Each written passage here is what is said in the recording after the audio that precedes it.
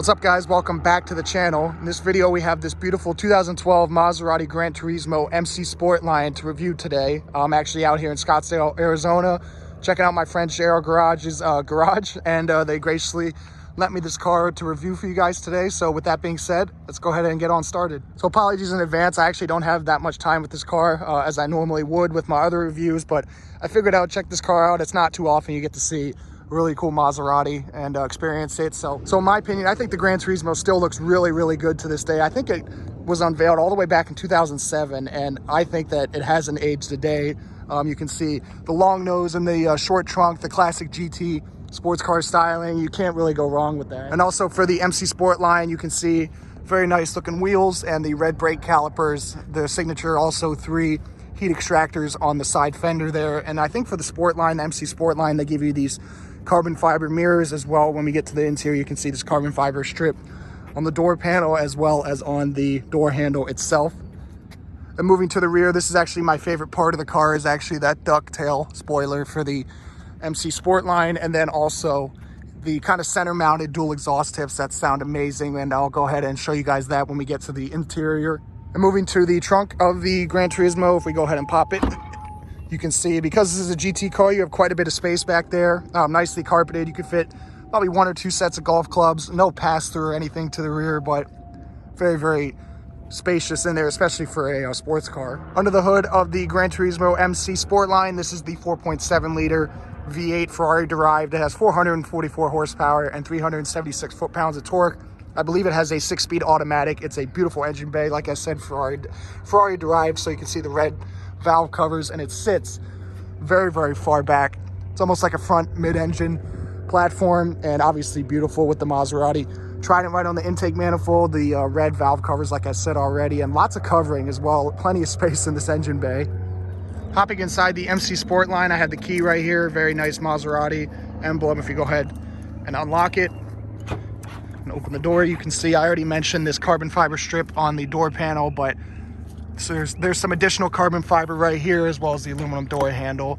Obviously this interior is pretty old. Obviously it came out in 2007, like I said, so it's not going to be the most modern thing. That's actually aftermarket, that head unit. We'll get to that in a second, but the leather work and everything that kind of shows the, you know, Maserati influence is beautiful, with the headrest and everything like that. The steering wheel, the huge paddle shifter. So let's go ahead and start this thing up. I have the key, I already showed you guys, but it is a switchblade, so a little bit of a blast from the past there, but you go ahead and stick it in the ignition, put your foot on the brake,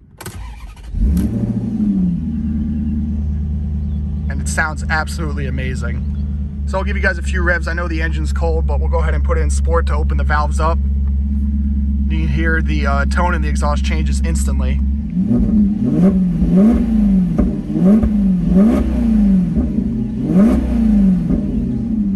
Unbelievable. I love that little rev counter in the middle there. So moving around the rest of the interior, you can see the very traditional Maserati blue-faced dials there, the rev counter in the middle, and that shows the gear. And then moving over to the center console, very nice Maserati analog clock, carbon fiber kind of spanning the length of the dashboard, the GranTurismo logo right on the glove box cover there. And then honestly, this is a aftermarket Apple CarPlay head unit. I'm not too sure how it works. Looks like it has Google Chrome connectivity. Honestly, this is like the first thing I would do if I had one of these cars, because I know the infotainment is extremely outdated. And I think this one also has a backup camera, so if you go ahead and put it in reverse, you can see very high quality, a lot nicer. I don't even think this car had a backup camera new, and I think they added one very late in its production run. But moving down to the center console, obviously the gear selector I already showed you, the handbrake, parking brake, the hazard switch, the lock and unlock, a little bit of storage right here, some cup holders, and obviously the stitched center armrest.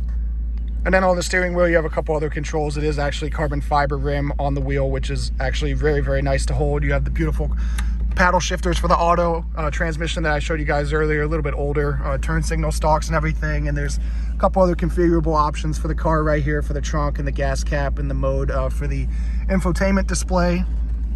Taking a quick look in the back of the GranTurismo, you just pop that for the seat forward.